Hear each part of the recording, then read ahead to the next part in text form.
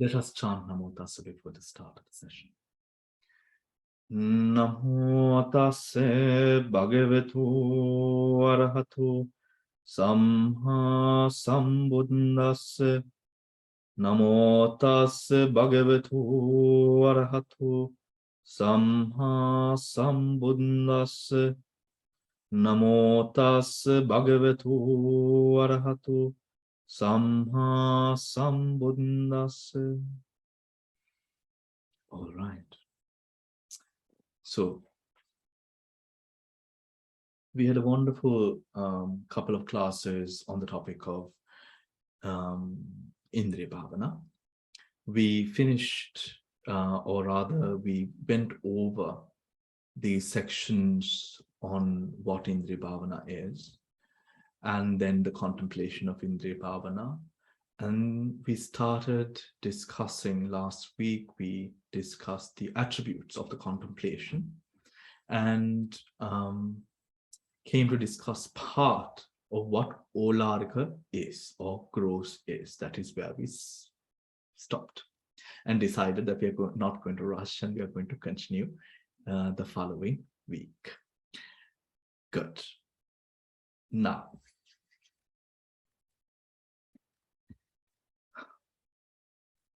let us start with recapping on the different aspects of what Olarika is. We mentioned internal, external. Let me share the screen. No. Internal, external, gross, subtle, inferior, superior, far, and near. Far and near. So,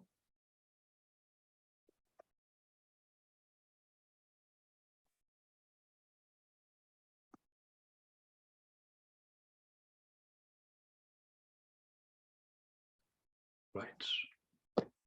Far and near. Can you all see the screen? So I have just written down all of that for you again before starting the class. So internal is the physical sense organ. External is a physical sense object. Gross is that which impinges. Subtle is that which does not impinge. Inferior, undesirable physical sense object. Superior is desirable physical sense object. Desirable physical sense object. And far is subtle object. Near is gross object. Right? Near is gross object. Now, do we have any questions with regards to this? This is where we finished last week. Do we have any questions with regards to this section? Now, this is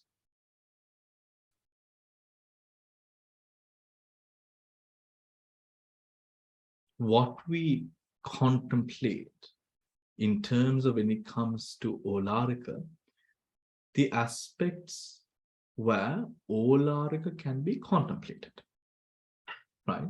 Olarika can be contemplated. Is that clear, everyone?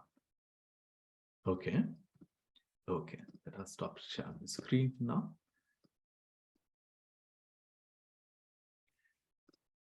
Then, now when it comes to Olarika, Olarika would refer to the physical sense. Yes, Dil? I just want to refresh. Did you say that the gross was more physical, that with impulse, and that the subtle was more, that it doesn't impinge, is more mental and something called Sukuma or something like? Did I hear it wrong? Yes. So that is exactly what I was just going to say, right? Thank you. Right. So when it comes to Olarika, Olarika would refer to, Olarika speaks about the nature of the physical senses, the five physical senses. When it comes to Sukuma, Sukuma refers to the mind, right? Or the nature of the mind, right? Because as we are aware, when it comes to this physical sense basis, a process of impingement takes place. When it comes to the mind operates in a different manner in comparison to the physical sense basis. Is that clear? Hari? So, do you have any questions with regards to that? Dansari? Yeah. Bhante, when you say Olarika, you are referring to the process, not the object, right? So it's you can consider that Olarika as, referring to the object also. Object can be big, object can be inferior, superior, and things like that.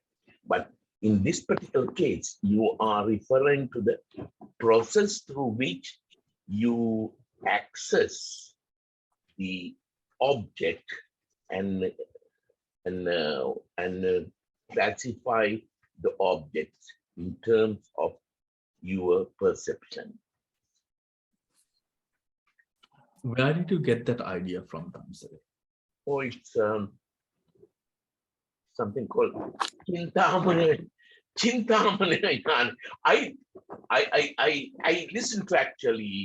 I listened to Bhante Panadure Chandra. He has given two sermons on this issue, on this Indriya Bhavana.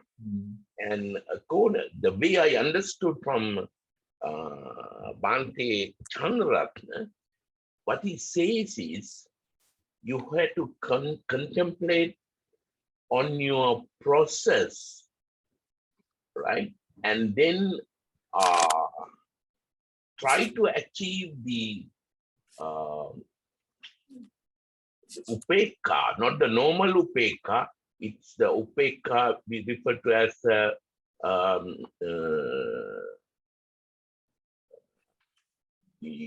when you do the inside meditation, inside upeka. So that's the whole idea of contemplating on Indriya, right? That's a simplified word. So that's why I asked whether you are not talking about the object, but you are talking about the whole process. Because he tried to. I think I pointed out to you initially that Madhupindika, what's explained in the Madhupindika also, and strangely, this priest has actually used Madhupindika to explain Madhupindika Sutra to explain, because complete the process, like Chakkuncha Paticca Rupecha Upajjati Chakku Viññānaṃ Tingan Sangati Passo Passa Pacca Vedana Yang Vedeti Tang Saññānāti Yang Saññānāti Tang Vitakketi, and so on. So the whole, he says that whole process, you have to keep it in mind when you contemplate on this process. It goes through the whole process. That comes through the first item, which is the Sankata. What he says that the Sankata is the construction or the structure of your thought. That's why I asked that one. What do you think about that explanation? We will go through it. right? Yeah. Now, when just one more clarification with the process, with when you use the word process, Yeah. are referring to chakuncha, patincha, that whole process, Yeah, right? the whole process. Yeah. And when you're referring to the object, you're referring to the object of that is cognized through the physical. Yeah, if you're talking about objective, it's what is cognized. But in this particular, we are doing inside meditation, you are contemplating on the whole process. Yeah, yeah. So when it comes to the Yeah. but now when it comes to Olarika, right? Olarika. Now let us take some cases of Olarika. When we take some cases of Olarika, when the word, in terms of, I'm talking about the literature now, right? Talking about the literature. Now, when the word Olarika is used with regards to size,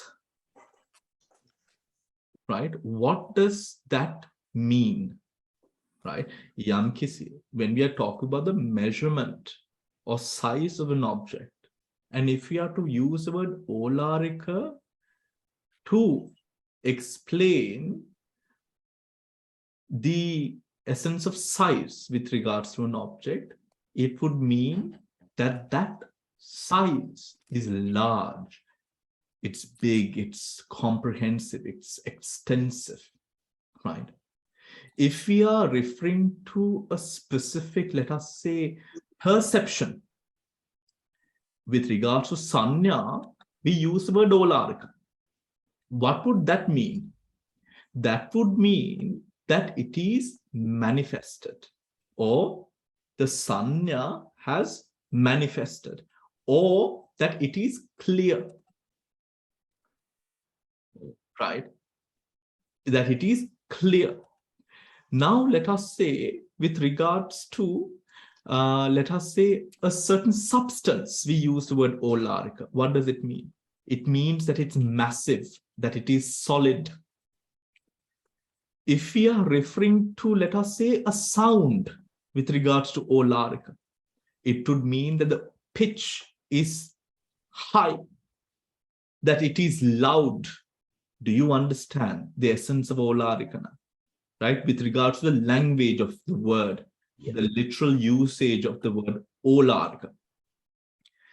Hence, Olarika, when we are taking, or when we look at Olarika in terms of the Vipassana experience or Vipassana contemplation, we are referring to the sense experience, which we spoke about last time, right? The sense experience. What is a sense experience that we spoke about, right? The sense experience is the spasa plus the sanya, right?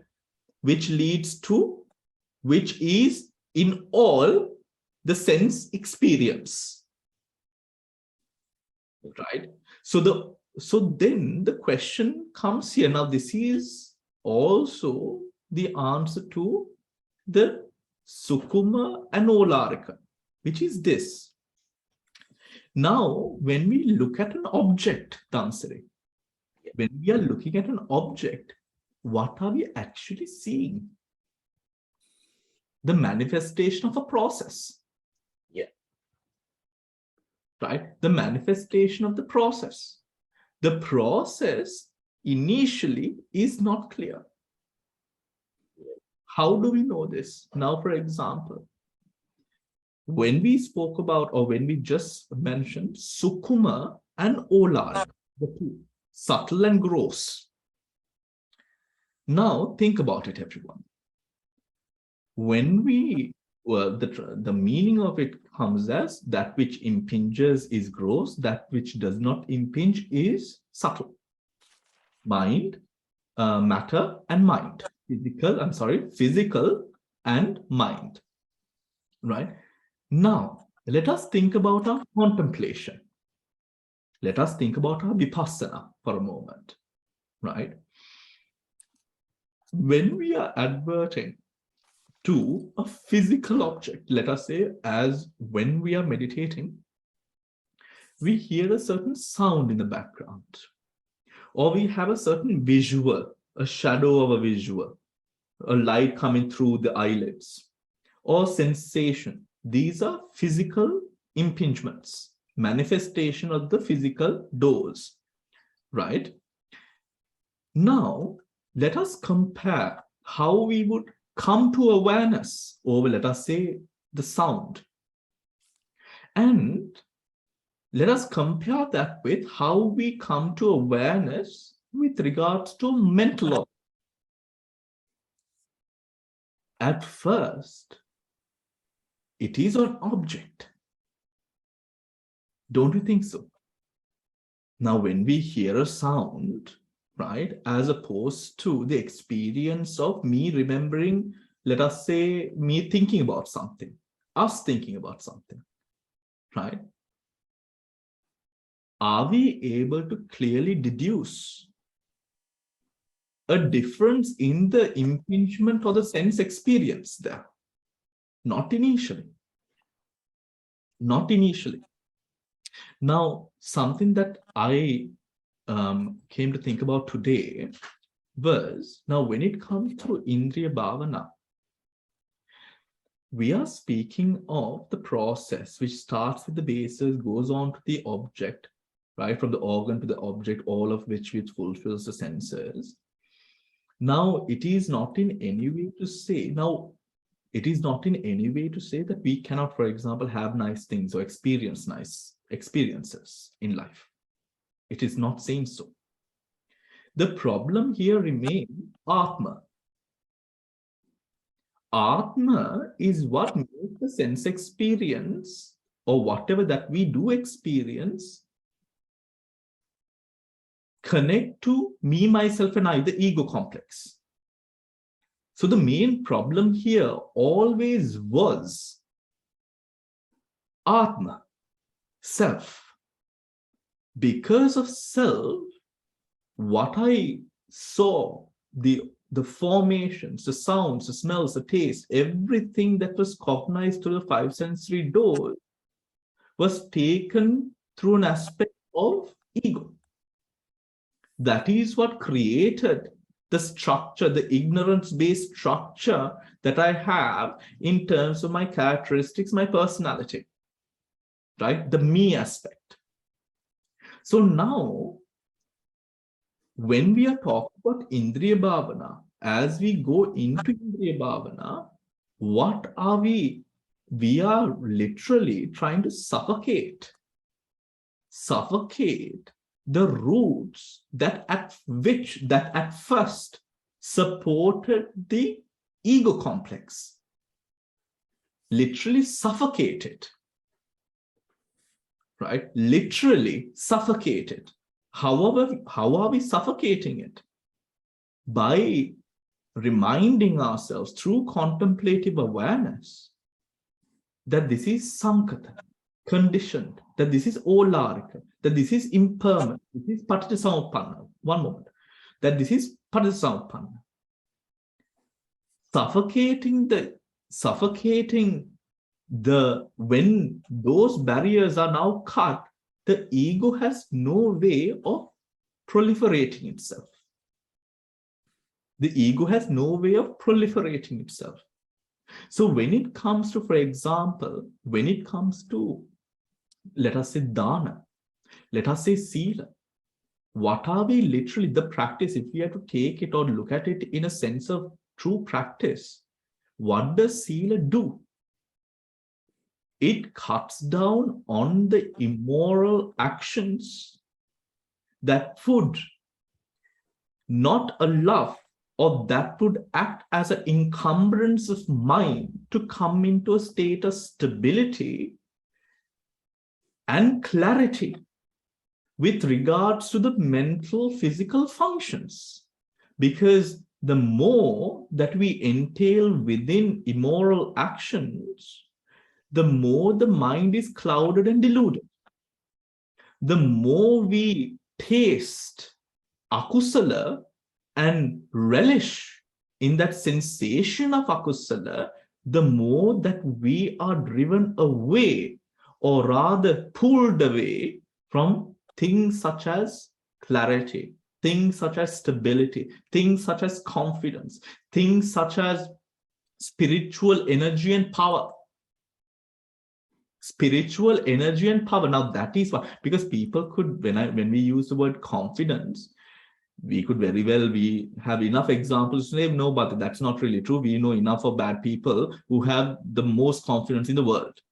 The confidence here is relating to spiritual stability, right? Connectedness, right? Connectedness. When it comes to ego-based confidence has, let us say, certain pillars that it needs: money, power, right? The ability of action. If a gangster was to lose his thugs, the gangster would no longer be a gangster, right? If a military was to lose their weapons, the military would now be weak and the laughing stock of the other militaries. If a president was to lose the support of the community and people, the love of the nation, the president would now not be able to operate, right? These things that we see when it comes to ego-based confidence, it is truly the ability to act upon certain conditions that are available. That's not true confidence. The spiritual sense of confidence that we are referring to is the ability of maintaining a sound mind and sound sense of presence, even when you have nothing else around you, right? Sense of presence, presence of mind, not the power of money, not the power of force and power, not the power of whatever it is that we would deem as power. This is a sense of presence that we are talking about. So when it comes, so Damsari, to come back, what we refer to as the object is actually the process.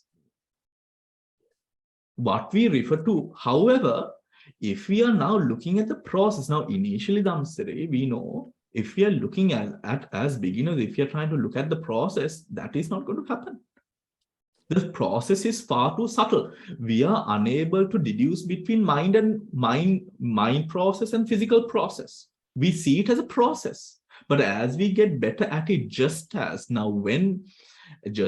for example, if a person has no eyesight, the other senses become far more powerful, stronger, right? Just so, now when the mind's dependence upon all the objects of the five sensory bases are removed or lessened or suppressed, what happens? We are able to see that which is in the mind far more, right? Kayanupassana, Vedanupassana, Chittanupassana, Dhammanupassana. You see the Satipatthana process right there, right? But however, yes, it is a process. All of these things are processes. But at first, as we start, we look at the object in terms of, because we see it as an object, right? In coming now, Upekkha related to Vipassana, it is a very aspirational process in the beginning. Very aspirational. Very, very aspirational, right? Almost it is highlighted to such an extent where sometimes it turns into hypocrisy, right? Why? Because I do not have any sense of upekkha. I tell myself to have upekkha, to not bother with it, right? Now, this sense of upekkha arises later on when we are able to have a grasp of what the process is. Only in understanding the process, Chintamaya Jnana, through the ability, and of course, experiential wisdom. Experiential wisdom, do we arouse a state of upekkha? Up until then, we will not have proper upekka, but what we will have is hypocrisy. We will start lying to ourselves if we force upekka too much. Yeah, yes, dear. Two things, Bhante. So the first thing is when you were describing before, the way I understand, and maybe quite wrong, Bhante, is you use the word, Bhante, suffocation. So my understanding was suffocation is like suppression. And actually it is understand that intrinsic thing when it's neither wholesome or unwholesome is understanding with awareness that gently erases or dissolves. And some people say in English, bunda karana, right? It's not suffocation or suppression. It's erasing or dissolving. So you see through it, right? So that's one. So it's understanding with awareness. I think just now you used that word again with understanding, right? So that's the first thing. And the second thing is when you used and we explained and said it's hypocrisy. I remember you telling us it before. That's really vanchaka dhamma, when we don't actually believe, but we are saying, we are saying. I remember you explaining. So actually for me in English, when I think of it like that, what you're saying becomes very clear. It's that understanding with awareness, not suffocating, but that's suppression. Because this morning there was a talk, and I can't remember who it was who told that, and somebody was telling it was in English, and somebody was asking this, and they say, oh no, but then when you do that, you're suppression, and then they said, no, yes, it was this. What is his name now, from Sweden? It was Dr. Sumana. And he was saying, because somebody immediately brought up, oh, but when you do that, you're suppressing. And he said, no, nobody's suppressing. It's understanding with awareness when it's sort of dissolved. And so that gradually you see through, but you're not doing this. It's the same thing as now what you're saying. What you're saying about, it's hypocrisy. It's vanchaka dhamma. Yes. Thank you, Bhante. Thank you for this terminology. If I may shed a little bit more technicality into what you've just mentioned. Right. Now, let us be practical about all of this, because we're talking about a practical path, no? Right? Why I specifically refer to the word suffocation. It is not out of whim. I use it specifically for this reason, which is however much we understand Dil, right? For example, let us say sugar. We know that it is not good, right? We know it is not good. We know that it poses no benefit. Of course, if you're severely sort of low sugar, you have to take some sugar, right? However, we know that it is classified as in a way a drug, right? Sugar. We know that it is that. However, as a Dr. Dill, you know far more than I with regards to the science of it and how bad it is scientifically. However, doesn't sugar have a pull? Sugar has a pull that we will experience. Now, everyone, for all of you, now we know when we see something, we understand that there is a sense of, this is gross, this is impermanent, this is paticca. We understand this, we know this. But up until that knowing is affirmed, solidified through vipassana, that object will always have a pull, a power, right? That is why everyone now, when it comes to us people who are living with the five senses, who are living with this world, right? And even when it comes to sort of monastic life, right? It becomes far more sort of advisable to go along a path which is supported by both vipassana and samatha. Because what samatha does, while vipassana insight is what we are yearning and working for, the samatha helps us to suppress the hold and the power that object has. The hold and the power that object has. So, for example, let us say with regards to mindfulness related AA, Alcoholics Anonymous, or drug rehabilitation, or any sort of addiction-based rehabilitation programs where they use mindfulness. Mindfulness comes as a very strong tool. It helps people to reduce the hold that substance has upon their life. Right? In one way, we are all addicts. We are addicted to consumption through these 5 sense bases. Right? To those of us who live in our head a lot, we are addicted to thought. Right? We are addicted to thought. We think all the time. When we are not thinking, it makes us uncomfortable in a way. And people literally do experience discomfort when they find, even with meditation sometimes, because they can't they find a sense of uneasiness in not having that sense of busyness of mind. That is why now even this was actually related to us by Venerable Arinanda Swami Mahansa from Navena, where when we were going to PAOK for our meditation and advice that he gave is, although, right, during now PAOK, we will have a season where our initial stages, we will simply be doing samatha, right? So to the Sri Lankan monks who are going on retreat now, Arinanda Swami Mahansa would say, although the main kamathan might be samatha, you might feel the need to do a little bit of vipassana to be able to prolong the effectiveness of your practice.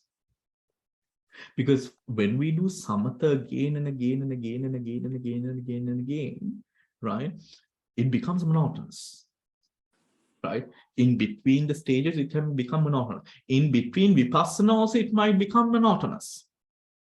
These things can happen, right? The monotony, one aspect of that monotony, monotony or the restlessness that arises from monotony is also, of course, a kilesa, but we must deal with it, right? So that is where the Udyabhaya, the Yamaka, both Samatha and Vipassana then comes to aid. That is why I use the word suffocation.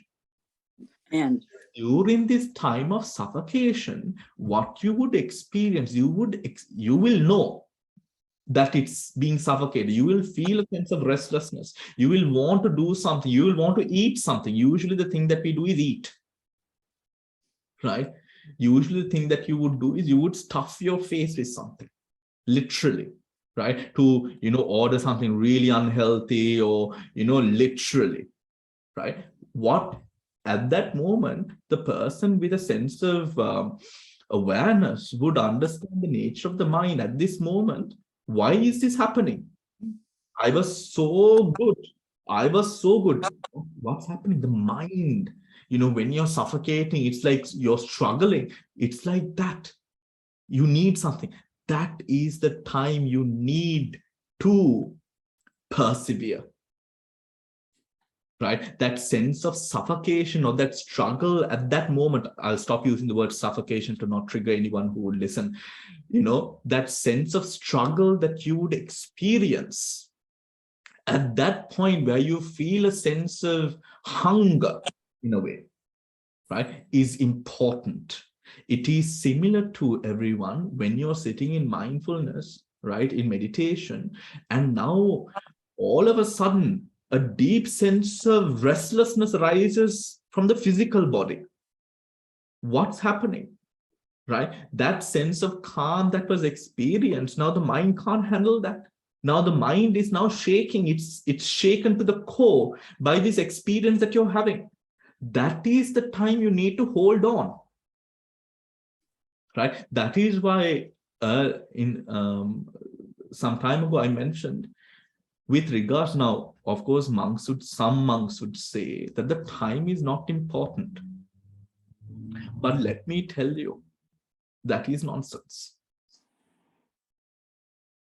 Time, when you sit, right? When you sit, the difficulty of continuing to sit is so important, everyone. I cannot put to words the importance of facing that struggle. Because that struggle that you will experience, right? Just imagine now when you are pushing yourself from 15 minutes to 30 minutes, 30 minutes to 45 minutes. Think about it. Did you not have insights that allowed you to make that shift? You did. The insight would have been the ability to maintain calm, clarity, one-pointedness.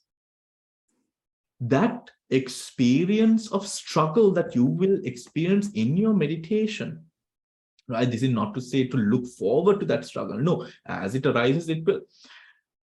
That which you face at that time, right? And how you face that struggle will further strengthen your vipassana beyond measure. Beyond measure. If that is true, everyone, the Buddha would have said it, no. Where in the Tripitaka, where with regards to, does anyone who speaks about the fact that, you know, long periods of meditation is not required? Yes, okay, if you're sort of just doing it for calm and clarity, I understand. But if you're doing it for nirvana, where in the Buddha's books has the Buddha said so?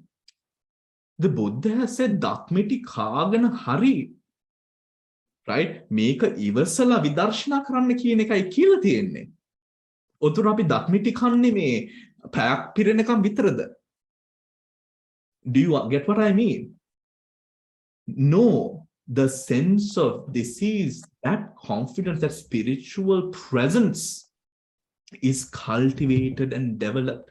Just imagine, even in your own lives, the struggles that you have faced in your lives have molded you to become wiser, right? The way that you face them, it has made you, you know, it is scientifically, it is proven that people who go through a lot of suffering in their lives, right, their receptors of emotion are able to sort of develop, or rather have more love, care, compassion, right? It is the same hormones that are released. The stress hormones are the same hormones that are released when it comes to emotions such as, and feelings such as care, compassion, love, and all of these things, right? So that is why we use the word suffocation. That is how, for example, with regard to sila, right? That is how it brings that aspect of vipassana through sila. When it comes to anusaya, vitikama, pariuttana, right? The pariuttana aspect, cutting down, comes through etana vidarshanaවක් එතනක් තියෙනවා. You find a vidarshana in the pariuttana aspect as well, right? The insight in literally understanding my heavens. In me not doing all of these things, I feel a sense of freedom. I don't have to worry about things. I don't have to worry about so many things. I feel a sense of freedom. Right? I feel a sense of I can speak to any person when I know that I have not spoken ill of this person behind their back. Right? Behind their back. When I'm not addicted to a substance, I feel a sense of power. When you do not have, when you can go to sleep without a drink, right? I mean, do you get what I mean? Of course you do, right? There is a sense of vipassana in that as well. All right. So coming back to then Olarika, Sankata, Patijjasamuppanna, all refer to inherently a process. What is this process? Of course, we would define it as, as a sense experience. That sense experience, as we go deeper, we can break it down to, of course, the Patijjasamuppada. We can break it down in terms of the Four Noble Truths, Dukkha Satya, right? We can break it down in so many ways, right? We can break it down in Patthana as well, right? We can break it down in Patthana as well, right? And that is, of course, part of which we did on Monday, right? Patthana as well. So There are many ways that we can break this down. Now, that is Olarika. So through the questions, I have then answered what is the difference between Olarika and Sukuma. Olarika and Sukuma.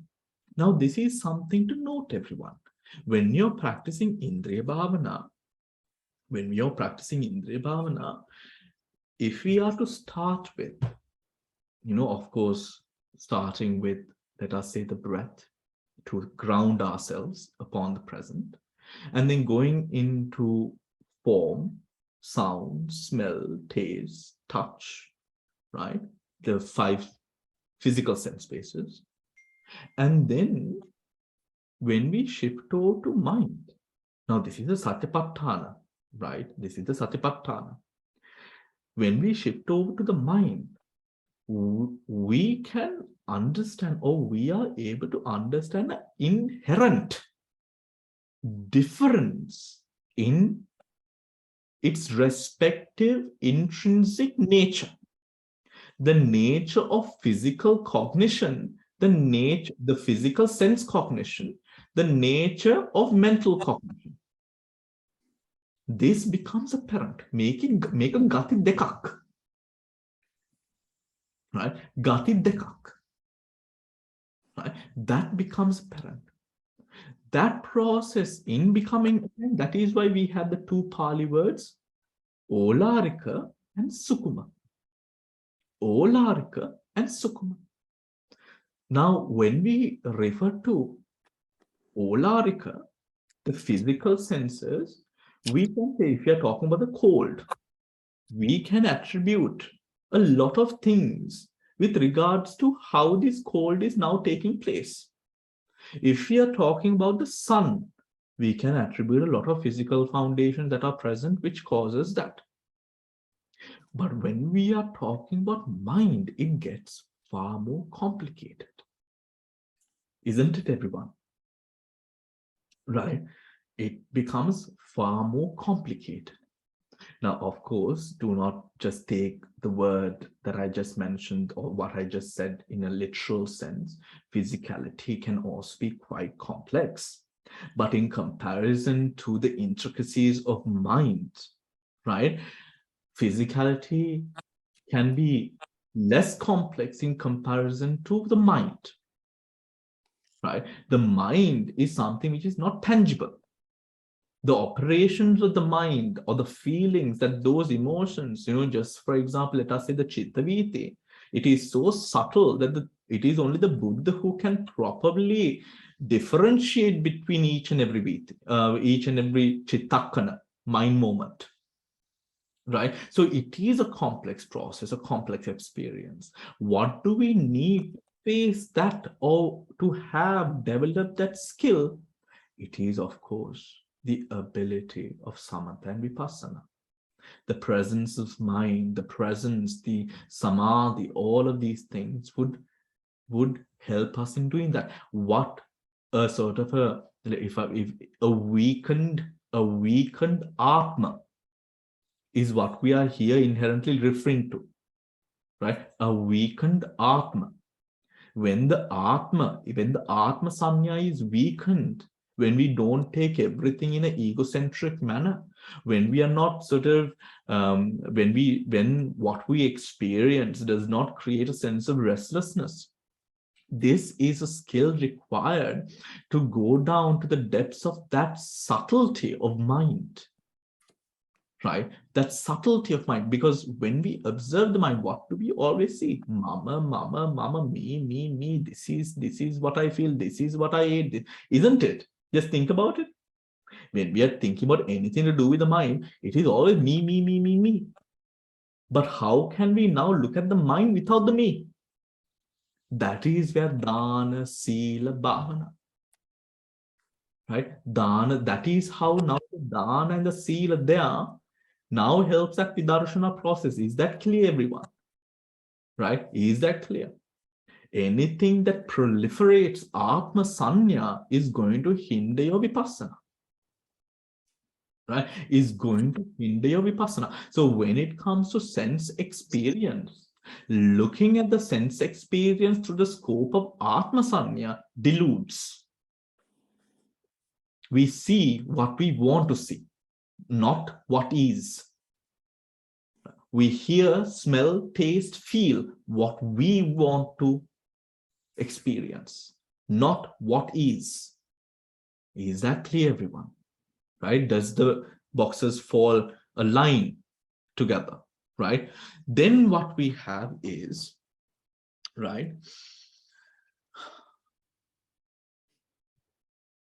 Then what we have is, now Olarika is done, right? Then we have the contemplation of Paticcasamuppanna, right? Paticcasamuppanna. Mind you, also something to note is, in the Buddha's doctrine, in what has been taught by the Buddha, there is no clear differentiation between, or clear differentiation made with regards to physical and mental object contemplation. What I mean is, now we define something as Olarika and Sukuma. Those are natures. The way we know Panchadwara Vajana, Manodwara Vajana are different. We know that, right? A Chakudwarika Chittaviti and a Manodwarika Chittaviti, or Panchadwarika Chittaviti and a Manodwarika Chittaviti are inherently different in nature. Do we know that or not? We do, right? We know that. The feel of it is also different. Although we might not see it at the moment, the feel of it is also very different, right?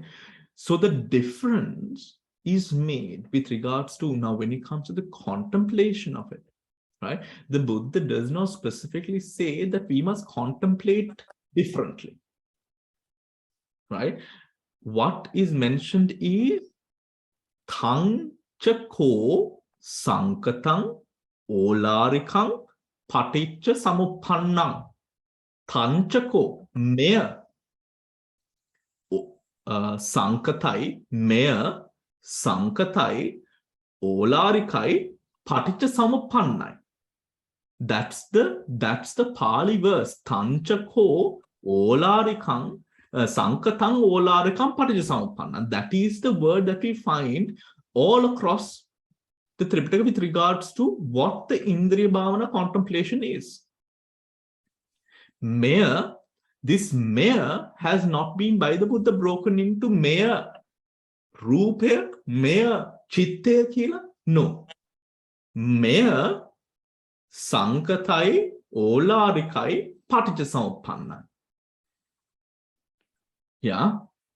So that is something to note. Right? That is something to note. So in the contemplation of it,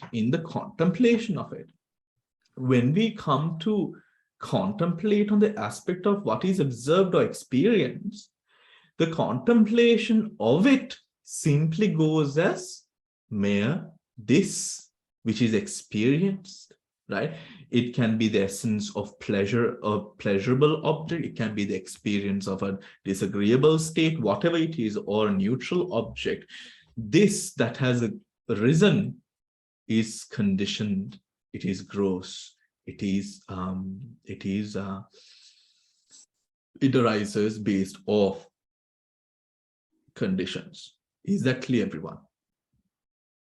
Yeah. Yes, then. But I couldn't hear that word. Is it mere this? Is it chanchako or kanchako? I couldn't hear. Sorry, but first time I'm hearing. Tang cha ko. Tanchako. Thank you, ma'am. TAN. The Yeah. meaning is what is. Yeah. Yeah. The meaning is mere or this.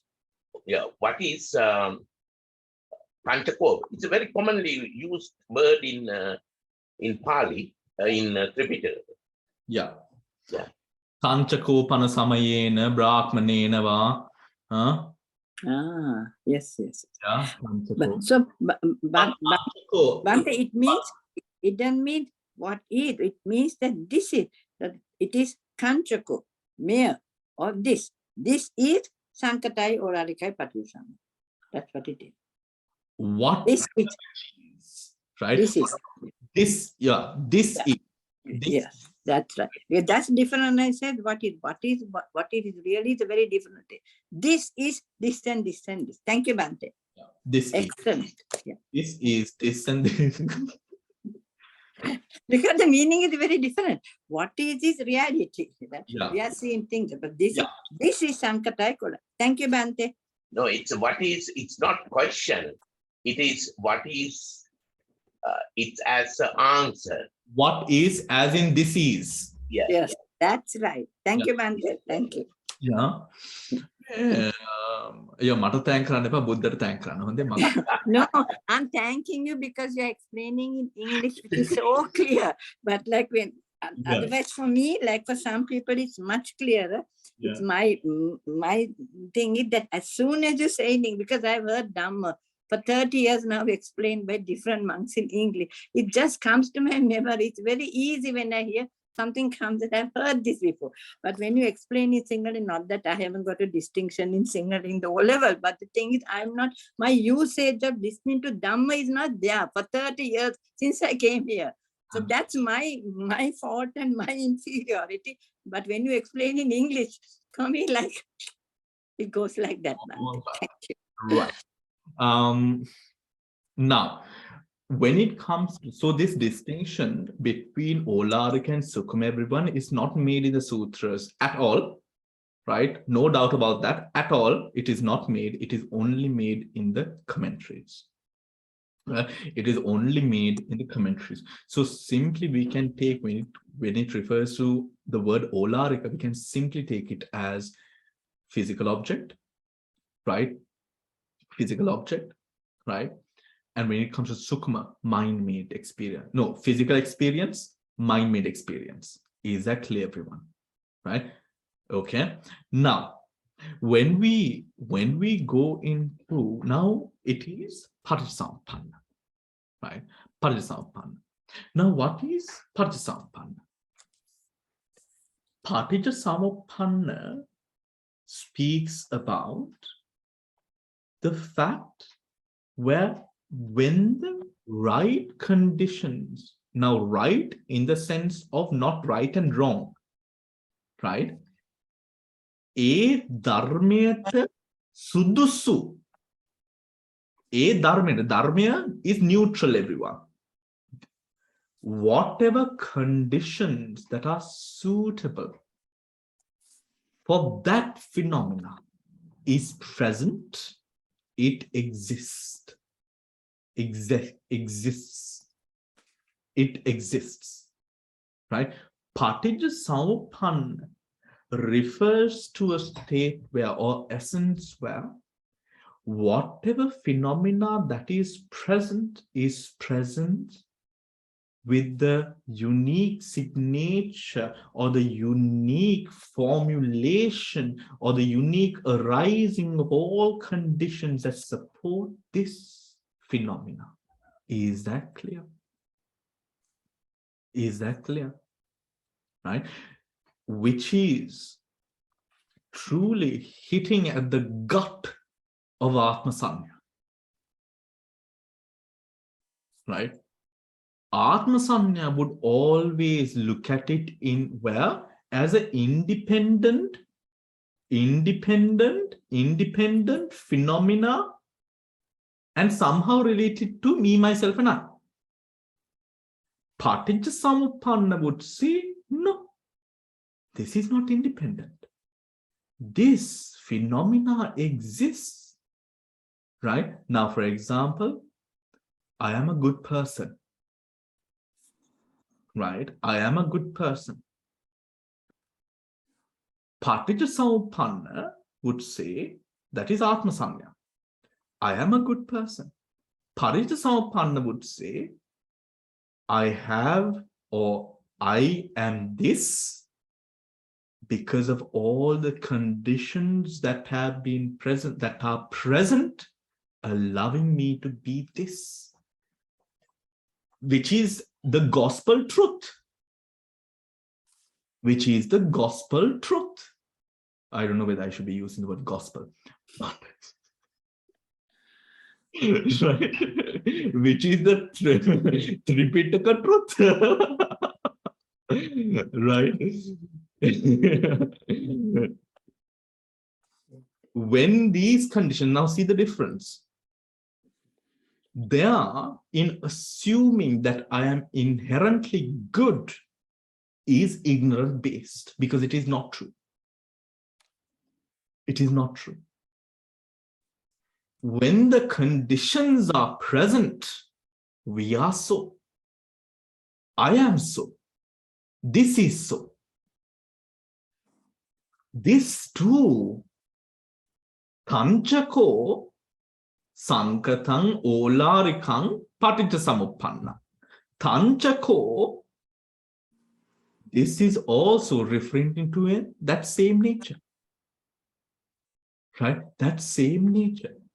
So now this actually, when if it comes together through vipassana, through that practice, through the quieting of the suppression of the hindrances, we are able to come into that state of presence where in our mind, whenever the Atma Sanya arises, we are able to say, no, this is Sankata, Olarika, Paticca Samuppanna. It becomes far easier to now mold the conditions required for enlightenment. Required for enlightenment. Because mind you, everyone, we can be good, we can be bad, but what we do not have within ourselves is the balanced components required for enlightenment, because that is Supramanda. That is beyond the 31 planes of existence. That is beyond samsara. Right? What we are molding. So now, for example, let us say, when someone says don't lie, or when the Buddha says do not commit musavada, and sometimes it does not make sense. Why does it not make sense? Because of Atma Sanya. It makes more sense to lie than to not lie in certain instances, right? Inherently, we feel that it is sometimes wrong, but that is samsara in you, because the components that keep you tied to that act of lying, right, is something in this samsara, something within the 31 planes of existence. The supramundane energies are beyond that. The supramundane energies are beyond that. So this struggle, when it comes to Indriya Bhavana or the Satara Satipatthana, this struggle is further, is made easier by the suppression, quieting, by the suffocation, within inverted commas, suffocation of those initial roots that have been facilitating this Atma Sanya in our lives moment to moment. Right? That is what Paticca Samuppanna is. Right? Every single moment that we experience, which is even difficult to hear, actually. It is even difficult to hear this. The fact that every single moment is not my creation, is not the enacting of my will, which we spoke of on Monday through the Patthana. It is not my will, it is not my desire, it is not my command that is governing all of this. It is the presenting of conditions, or present condition, and the governance of those intrinsic natures that have brought about this experience. Paticca Samuppanna. Is that clear, everyone? Right? That is what Paticca Samuppanna means. Right? Is that clear? Any questions? Bhante, Yeah. it's the time when you consider the feeling belongs to you and you are the owner of this feeling, right? When you get a feeling, now when you see, when you actually, okay, I'll explain a little bit, I'll put it in different words. We know that when we observe an object, Okay. it's in the Patana also we mentioned that it's actually through the Chakku Vinyana, which is Chakku Dhatu. It is not, the mind is not involved, right? So mind Dhatu or the When we experience Chakku Vinyana.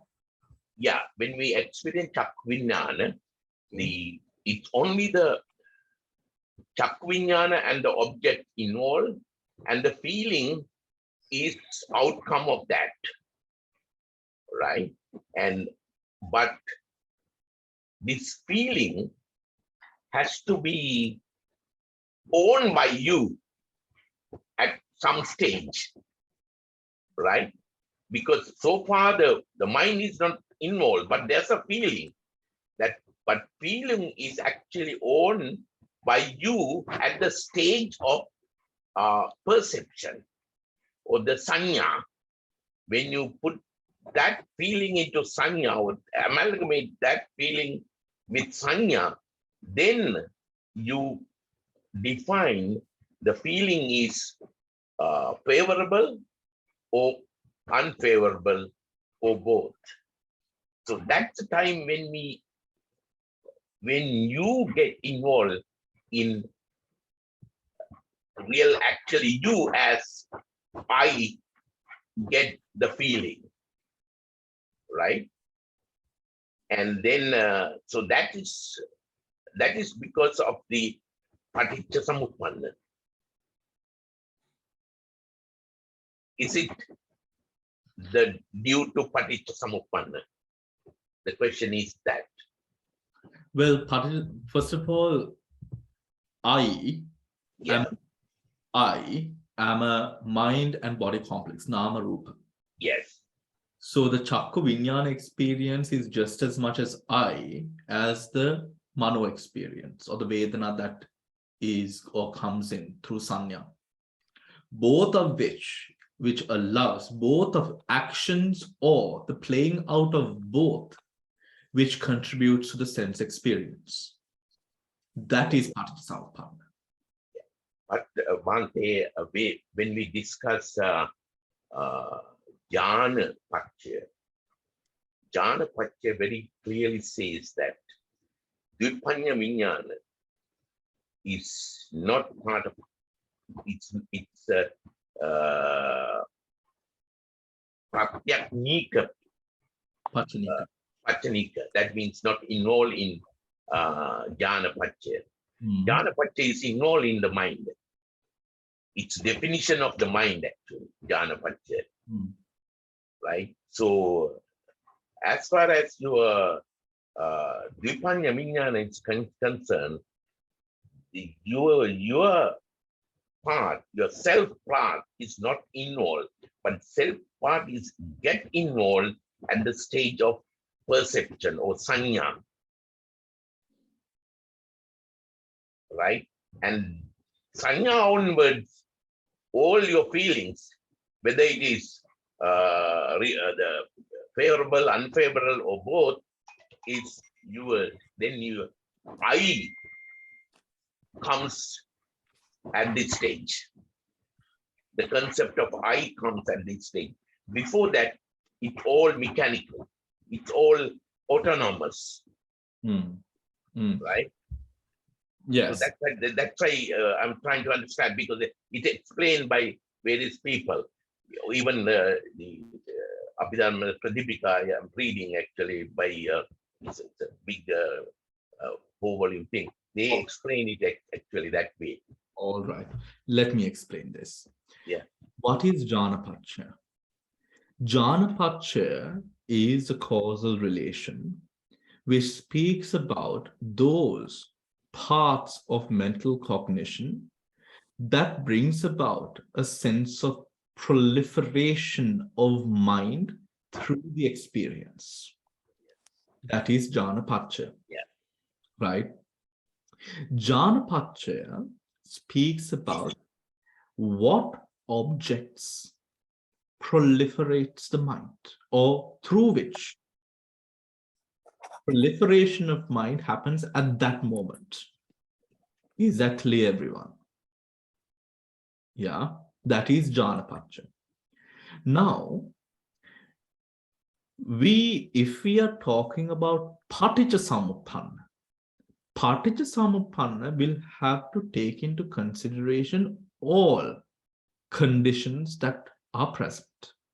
Hence, Nama and Rupa will have to be taken into account. When it comes to Jnana-Paccaya only speaks about, or the focus of Jnana-Paccaya becomes what brings about a sense where the whole mind is engrossed with an experience. So we have, of course, the 79 chittas excluding the 10 sense consciousness and the 52 chaitsikas and the connascent matter, right, which comes about as the conditioned states of Jnana-Paccaya, right? The reason now Dvipancha Vinyana is not included in this, right? Dvipancha Vinyana is not included in this. Dvipancha Vinyana is not included in this because what clings on and engrosses the mind is not the object which sort of impinges on the door. More rather, it is a consciousness which takes that object. However, we, in this conversation specifically with regards to Indriyas, what are we speaking about? We are now speaking about Paticca Samuppanna. For that engrossed experience to take place, there has to be an object, which is seen through Vitakka, Vichara, Priti, right? Vitakka, Vichara, Priti, Vedana, and Ekagata, right? Ekagata, which is connascent with, of course, the connascent matter, the matter. Now, we are talking about two different things, Dhamsiri, here. One, Paticca Samuppanna is speaking about the cause, the conditions that are present, whilst Jnana-Paccaya is talking about the engrossed mind. No, Bhante, what I said was that Okay. in the process of cognition, Yeah. the early steps of the process does not have involvement in the Paticca Samuppanna. Okay. It's purely a mechanical process. That means Okay. Chakuncha Paticca Rupecha Uppajjati Chappa Viññāna. Yeah. Right? There's no Paticca Samuppanna in there. Right? Only Paticca Samuppanna is two conditions, two things create, one thing creates a second, and second thing, third create the puzzle. Right? So these are actually mind element is not involved in this process. The mind element. Okay. Yeah. Why are we? Mind element is, so what I'm trying to say is, Okay. the Paticca Samuppanna is applicable when you actually get your sanya and you identify the object as a favorable or unfavorable or both. And onward, then it's Paticca Samuppanna. But initially, but what we contemplate is a concept, Dhamsiri. Sorry? What we contemplate is a sammuti. Yeah, the whole thing is sammuti. Yeah, the whole thing is sammuti. Yeah. So if we are taking a sammuti with regards to even, let us say, breaking down the physical aspect of it, why are we looking at it from the course of that intrinsic quality rather than the sammuti? The No, sammuti, yeah. yeah. The reason why, because we have to identify where we actually create the concept of I in this process. Because Where we that, the yeah, concept I. yeah, because that will actually, at the end, you can get rid of it. It- I understand what you're saying. yeah, Why are you bringing this up? Because, it's because part of the part of the vipassana, part of the just examining the process, what's happening when you get an object into your mind. The initial stage, middle stage, and later stage. Hmm. It's part of the vipassana, Bhante, right? It is, well, okay, if we are talking about the whole process from to arahantship, right, that is where we would be able to see that process. But when we are talking about paticca samuppanna, Yeah, paticca samuppanna would include nama and rupa, yeah, that's right. Yes. right? So, of course, the I aspect is put in the Yonis Manaskara, the Ionis Manaskara, all of that comes in at the later stage after that's at the moment of Sanya, right? At the moment of Sanya. However, Paticca, so are we not? I feel like I have not understood the question, or is it a question? Yeah, because now the question is, Bhante, do you have to consider that aspect also? Because ultimately, in the whole process, you may have to realize the concept of anitya, dukkha, anatma. So that means where this I comes into the scene. Which is a very much later. I know. Yeah, it's very much. But you have to begin with. However, huh? Yeah. Yeah, but the thing is, but the thing is also Yeah. when it comes to the location of I, right?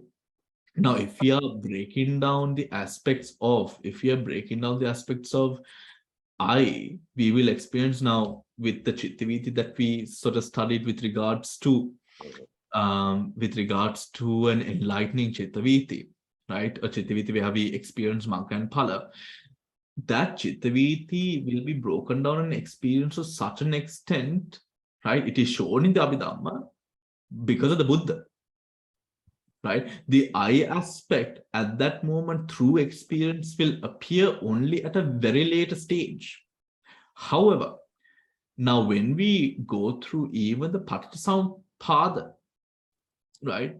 If we take a look at something like this, now if we talk about, okay, cognitively, it is at the process of sanya where the mind comes in, right?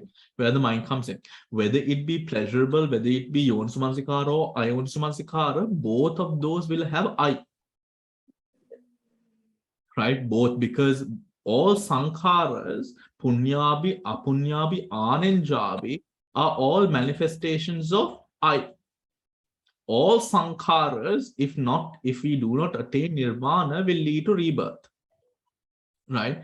The ones that fulfill the karma pata, right? Where action is done. Now,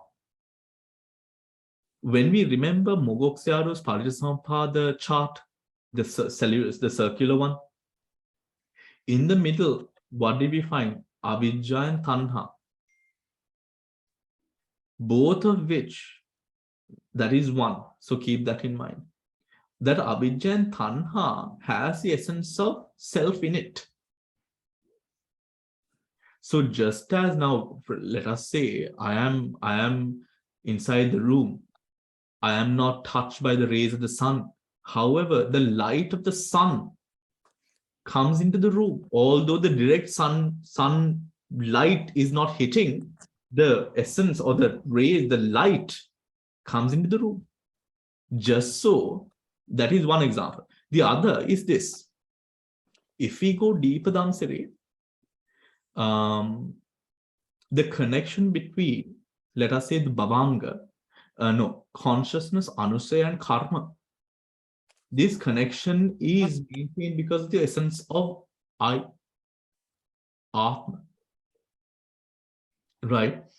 Atma. This connection, this bond that is created by the Patisandhi process is also because of the I. Because the I, if the I is not there, the Patisandhi process will not happen.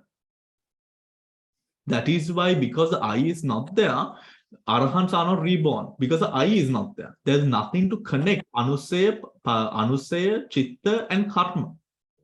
When there is nothing to connect Anusaya, Chitta, and Karma, you can't exist.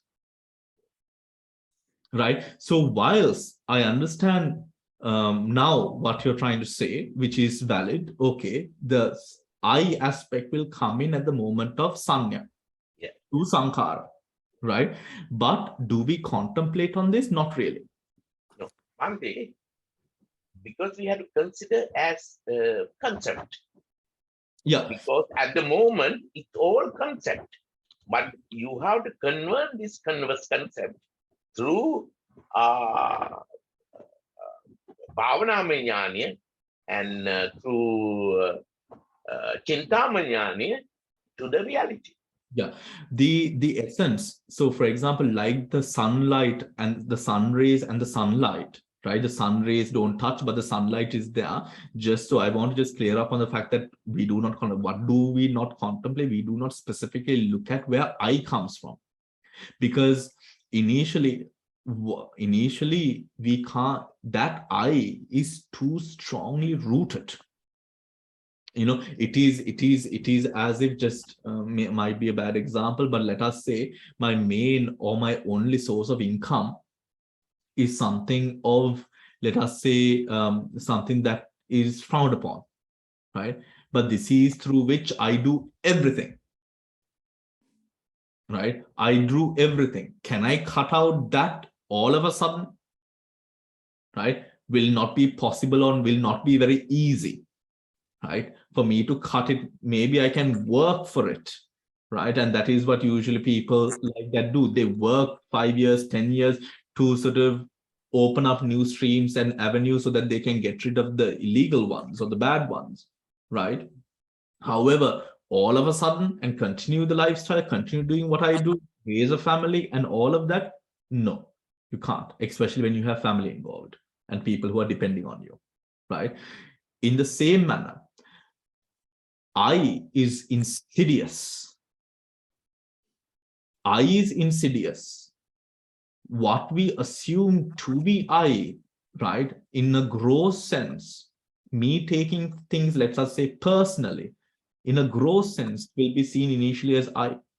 But is that I truly so? No, because at the root of going deeper into I, what do we discover? Avijja and Tanha. Avijja and Tanha together creates that I. Right? At Sotapanna stage, what happens? We are not fooled by that. Sakkaya Ditti, when Sakkaya Ditti is eradicated, it is not that I is eradicated. The view proliferating the idea that there is an I is eradicated. But the I, now see how strong that is when you think about it. Now the view proliferating that I is eradicated. However, the I is still there.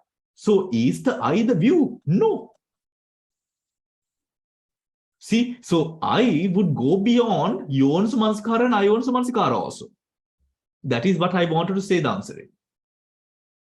I would go beyond Yonsu Manskara and Ayonsu Manskara, because now at Yonsu Manskara, now we have Yonsu Manskara as Sotapanna, but still the I exists. Yeah. So Bhante, the avidya will only go at the 10th fetter, when it breaks the 10th fetter, not at the sakkaya ditthi, the first fetter, which is a part of that. Absolutely. If avidya is not there, then the whole core that allows I to be there is no more. Yeah. So it is that weakening that we do. Right now, for example, let us say all the things, just think about it, just sit with yourself and contemplate, how do I proliferate I in my life? Right? Proliferate I in my life. දානයක් දෙනකොට මමත්වෙන් දානෙ දෙනවා. Right? ඒ වගේ දේවල්. Of course, the speech stuff, the gossiping, the commenting, the critical aspects, all of that stuff. Wanting to be right all the time, right? That stuff. If I say something, will it be all of this sort of thinking about what your reputation is, not that you shouldn't consider your reputation, but thinking about it in a manner where you want to be perceived in a certain light all the time, right? It's not the fact that you want to come out smelling like the roses, right? Come out smelling. Now those are stuff that proliferate, right? Then one would say now, especially when it comes to reputation, which is quite something which is very important, right? Then how do we sort of navigate life? Yonisamaskara, navigating life, living and acting justly, right livelihood, right? Sammavacha. So that is then to that answer that we might ask, right? How do we then sort of live with the Eightfold Noble Path?